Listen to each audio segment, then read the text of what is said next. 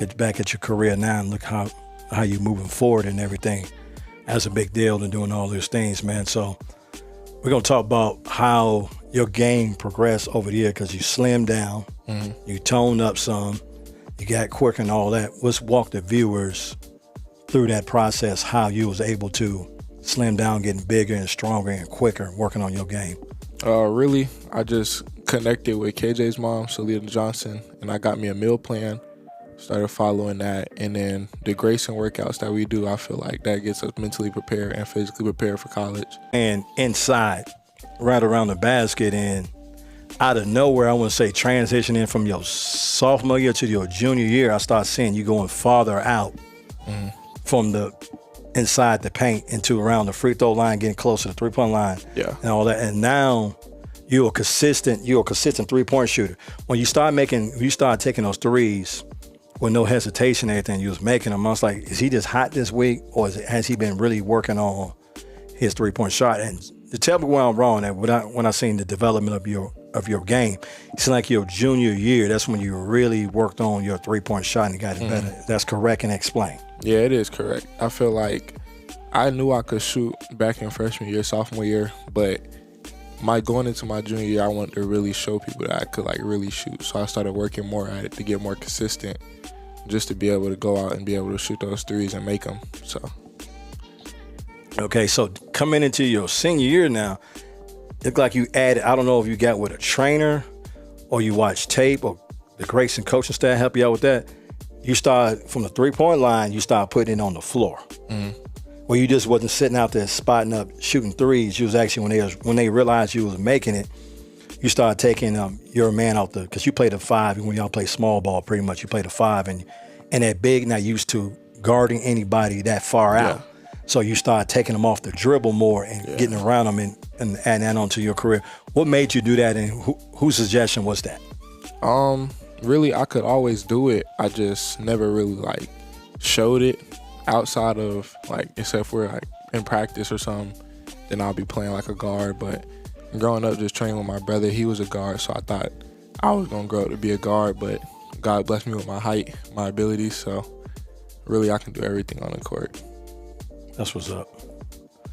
So you got a lot of interest over the summer. I was going back and do your timeline and all that, and seeing all the offers you're doing, because I just retweet some stuff, and I glanced at it, and I saw it doing your timeline. It looked like you started heating up in the month of June.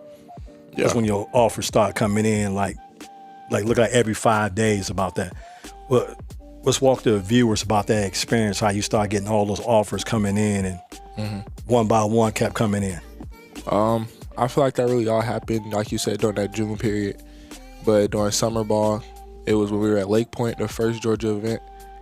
I played very good that weekend. I averaged 20, and then I think it was 20 and 10 I averaged. And after that, I got 15 offers in that one weekend. So I feel like after that, really, more coaches started to be on notice and started throwing more opportunities and more interest. Was that during the high school open period where college coaches could come? Yeah, it was. Yeah, I had so much going on, I couldn't even come watch one game. I saw a lot of stuff on social. That's a good thing about social media. You could catch up on a lot of things on social media when you're watching this stuff, so you could see it like this and all that. Yeah. So the next thing we're going to go into, I know everybody waiting and want to know what school you're going to go to, but so the next thing we're going to do is, how do you get all that interest, all those schools coming at you, how did you narrow your list down? What stood out from the rest, how you narrow your list down? I always told everybody that recruited me I needed constant communication and just to feel like a family outside of basketball. So the schools that I narrowed it down to, they were the ones that really showed the most love and was really treating me like one of their kids. So I feel like that was a good opportunity to just bond with coaches. And then the visits I took, me and the players, we got along. We did stuff outside of the visit. And so I just feel like the place that I chose was best for me. I got you. During the process, was it some teams didn't get the memo? You don't have to say that. I don't want you to say the names, but was it someone you went and you're like, hey, that's not what I'm looking for, and what made it stand out more than the rest? Yeah, of course there's gonna be schools like that, but it wasn't too many. I feel like everybody really good. Like did a good job at showing me something new or showing me something I didn't see at the previous visit. So that's cool.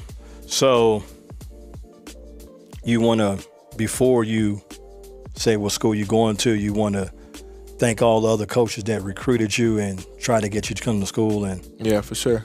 I appreciate every single one of the coaches that I had in my phone, calling me, texting me every day, trying to get me to come to their school, take a visit, show interest in me. I really appreciate all of them for taking time out their day to really recruit me. Gotcha. So no further delay. Where are you going to be taking your, as LeBron say, where are you going to be taking your talents to next year? I'll be taking my talents to Kennesaw State University. Go Owls. You going to pull up that shirt? Yeah.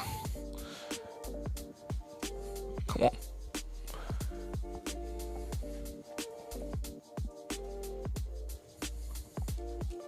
Got mom getting in the picture right there. Yeah. So I had more time to set up. I could hit some sound effects on that, y'all. But it'd be going to Kennesaw State. I'm so happy you're going to Kennesaw State. Coach Pettaway, I think he's a great guy. It's not before we even get to coaching. A great guy, great coach, head coach. This would tell me about coaches. A lot of coaches gonna be a head coach or strive to be a head coach one day. Pettaway has been, when he's an assistant coach, I think in Alabama, wherever he was when I first met him, that coach been the same way from day one to he a head coach at Kennesaw State. He actually really actually think he's more friendly and more open up towards me and all that. And I think smart coaches understand when it's about relationships and you don't know who knows what and all that. And I really appreciate it. I want to see him do good. And I think y'all got a real good recruiting class coming in. Was talk about some of the players, and you the newest commit on there. And one thing he's doing a good job on is locking down the borders of Georgia. So you got a lot of teammates coming in with you from Georgia. You got kid out of Sequoia. Yeah, the shooter. Yeah, and you got Nigel in North Atlanta. Yeah. And you got a kid out of some prep school in Florida. So they building up a real good program, and then you got kids already on the team from Georgia. So he's building a good thing. He's building, and he's recruiting smart. I think he's recruiting players that could play, first of all, Yeah. And have good character, and they fit in. They fit in the system. And he's recruiting winners. Right. He's recruiting winners. So was that one of the things about you winning the state championship and playing on that championship team? To win the whole time that we was playing, like in the playoffs and how we won state, he felt like I could have brought my winning side of me. What kind of player is Kennesaw State getting? I just say like a versatile player, coachable player. I feel like I can play any type of role that the coach needs me to. And really, I just feel like it's going to be a long year for whoever guard me. I got you. Who do you pattern your game after? Like, you watch and say, I play kind of like him, so I'm going to work some of that in my game. Yeah, I say like Jokic and Embiid mainly. I just feel like them two have a really good like inside and outside game, being able to like pass, facilitate, all that. So, Nah, I'm just going to be honest with you. I ain't seen the passing a whole lot. I think you got good core vision, but you named some players that pass that ball, pass that rock very well, man. Yeah. And there's nothing wrong with that. So that's next step you working in your game is your passing? Yeah, it definitely is. I feel like I got to get more of my passes, like direct line drives, and just be able to get everybody like a shot off my pass. Yeah, I want to say you a cool customer. If you was nervous, I didn't know it because when I was getting, like, y'all didn't see from the background, we had technical difficulty. That's why when you're doing stuff like this, you got to have 2 or 3 of everything. Cable wasn't working. Would have been on by now, but cable wasn't working, but I had 3 other cables and finally got it working where we could go in and make this announcement, man, on this. So when you committed to Coach Pettaway, how was he? How excited was he? He was very excited. Like, he started screaming on the phone. He was so excited.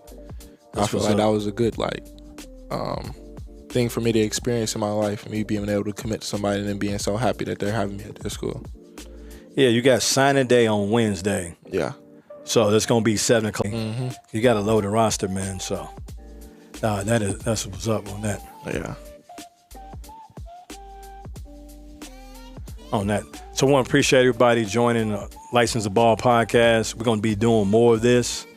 And anybody watching and seeing this in the future or watching it now, hit us up, and we would do commitments all the time like this. And there's a real cool shirt right here that his mom made right here, custom shirt right here. I got to get me one of these. She got to make one of these for me.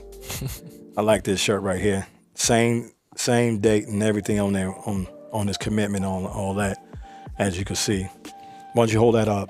That Kennesaw shirt, and we do this at the same time right here. Yeah. All right, see, then take a look at that. And we'll appreciate everybody who watching the show. I don't know if somebody fell off or they got impatient, but everybody who watching right now, I appreciate everybody watching this. We're going to be doing more commitments like this in the future. Till next time, man. Peace.